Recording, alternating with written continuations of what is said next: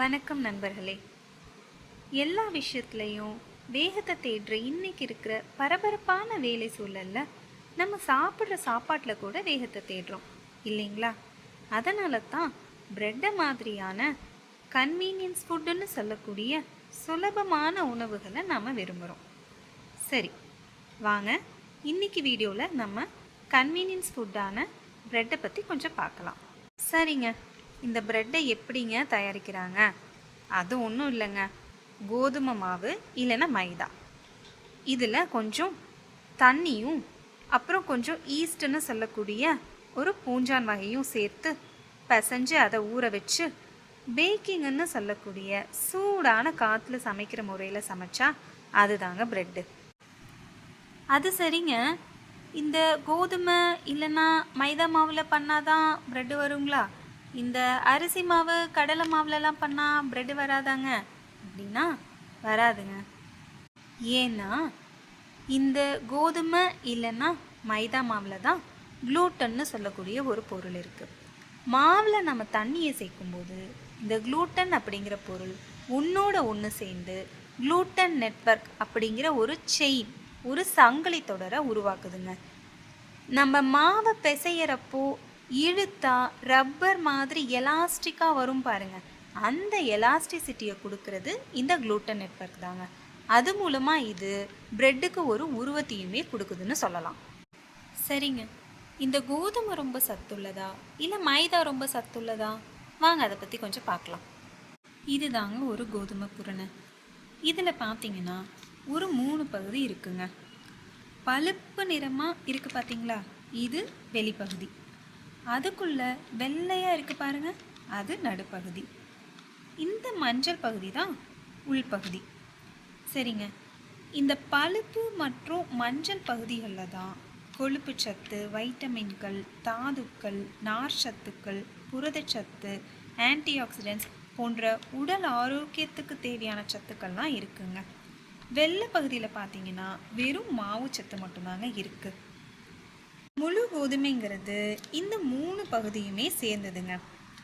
மைதாங்கிறது இந்த வெளி மற்றும் உள் பகுதிகளில் இருந்து பிரித்து எடுக்கக்கூடிய இந்த வெள்ளை நடுப்பகுதி மட்டும்தாங்க. இந்த மாதிரி பிரித்து எடுக்கும்போது நிறைய ப்ராசஸ் பண்ணுவாங்கங்க. அடிட்டிவ்ஸ் அப்படின்னு சொல்லக்கூடிய கலரிங் ஏஜென்ட்ஸ், ப்ரிசர்வேட்டிவ்ஸ், இன்னும் இது போன்ற வேறு சில பொருட்கள் எல்லாம் சேர்ப்பாங்கங்க. அப்படி சேர்க்குற இந்த பொருட்கள் வரையறுக்கப்பட்ட வரன்முறைக்குள்ளே இருந்தாலும் அதை அடிக்கடி சாப்பிடுவது உடலுக்கு கெடுதலுங்க. மட்டுமல்லாமல் சில பொருட்களுடைய பாதுகாப்பு தன்மை பற்றியும் நமக்கு சரியாக தெரியலைங்க. அதுவும் இல்லாமல் மைதாவில் நார் சத்து இல்லைங்க. அதனால் இதை அதிகம் உட்கொள்வதனால நமக்கு மலச்சிக்கல் ஏற்படுவதற்கான வாய்ப்புகளும் அதிகங்க. இப்படி ப்ராசஸ் பண்ணி வரக்கூடிய ரிஃபைன்டு ஃப்ளோர்னு சொல்லக்கூடிய மைதாவை நம்ம தவிர்ப்பது நம்மளுடைய உடல் நலத்துக்கு நல்லதுங்க. சரிங்க, அது என்னவோ ஈஸ்ட்னு சொன்னீங்களே, அது என்னங்க? பூஞ்சையா? அச்சச்சோ, அது ஆபத்தா? எதுக்குங்க அதை சேர்க்குறாங்க அப்படின்னு கேட்குறீங்களா? ஆபத்தெல்லாம் ஒன்றும் இல்லைங்க. ட்ரை ஈஸ்ட்னு சொல்லக்கூடிய இந்த பூஞ்சை சாக்ரோமைசிஸ் கிரிவேஷியே அப்படின்னு சொல்லக்கூடிய ஒரு வகை பூஞ்சைங்க. இதை ஆய்வகங்களில் செயற்கை முறையில் உருவாக்கி பேக்கெட் பண்ணி விற்கிறாங்க. சரி, இது என்ன பண்ணுதுங்க அப்படின்னா, பிரெட்டை நம்ம ஊற வைக்கும் போதும் சரி, பேக் பண்ணும்போதும் சரி, அது பஃப்னு ஊதி வருது பாருங்க, அதுக்கு காரணமே இந்த ஈஸ்ட்டு தாங்க. எப்படின்னு கேட்குறீங்களா? மாவில் இருக்கிற குளுக்கோஸை இது உடைச்சி CO2 அப்படிங்கிற ஒரு வாயுவை வெளியேற்றுதுங்க. அப்படி வெளிவர இந்த வாயு பிரெட்டை உப்ப செய்யுதுங்க. அச்சச்சோ, CO2ங்கிறீங்களே, இது என்ன உடம்புக்கு கெடுதியா அப்படின்னா பயப்படாதீங்க, அது முழுசாக பிரெட்டு உப்புனதுக்கு அப்புறமா வெளியே போயிடும். சரிங்க, அப்போ இந்த ட்ரை ஈஸ்ட் ரொம்ப நல்லதுங்களா அப்படின்னா அதுதான் இல்லை. ஏன்னா இந்த ட்ரை ஈஸ்ட் என்ன பண்ணுன்னா 30லிருந்து 60 நிமிஷத்துக்குள்ள பிரெட்டு சீக்கிரமாக உப்ப வச்சிடும். அப்படி உப்ப வைக்கிறதுனால பிரெட்டில் இருக்கிற குளுட்டன் அப்புறமா ஃபைட்டேட்ஸ் அப்படின்னு சொல்லக்கூடிய பொருள்கள் எல்லாம் சரியாக உடையறதில்லை.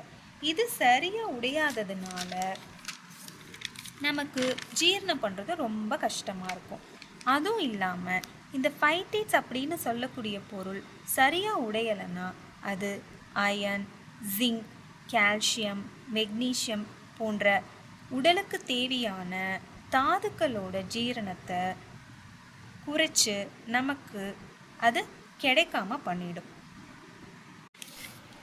ஆமாங்க, ஏற்கனவே ஜீரண கோளாறு மற்றும் வயிற்றோட்டம் உள்ளவர்களுக்கு இந்த மாதிரி ட்ரை ஈஸ்ட் அப்புறம் இந்த மைதாவை வச்சு செஞ்ச ப்ரெட்டை நம்ம கொடுக்கறத தவிர்க்கிறது ரொம்ப நல்லது.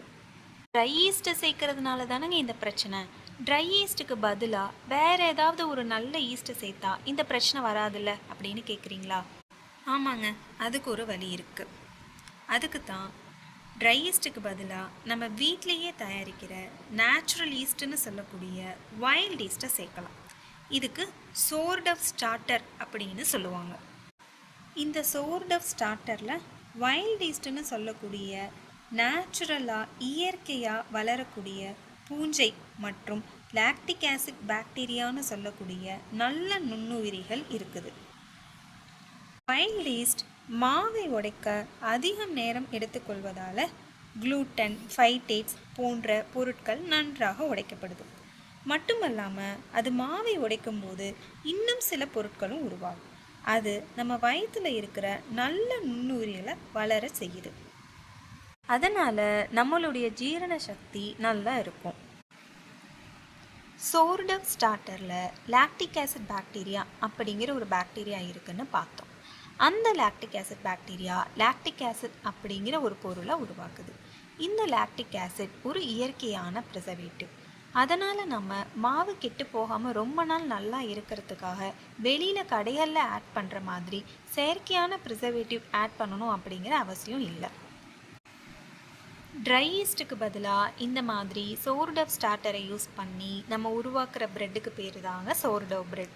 சரிங்க, இவ்வளோ சொல்கிறோமே, இந்த ப்ரெட் ரொம்ப ஆரோக்கியமானதா, உடலுக்கு தேவையான சத்துக்களெல்லாம் கொடுக்குதா அப்படின்னு கேட்டிங்கன்னா இல்லைங்க.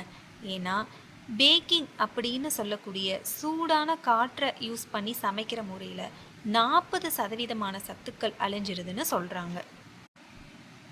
ஆக சத்துள்ளதுன்னு நினச்சி வெறும் சத்துக்காக மட்டும் நம்ம ப்ரெட்டை சாப்பிட முடியாது.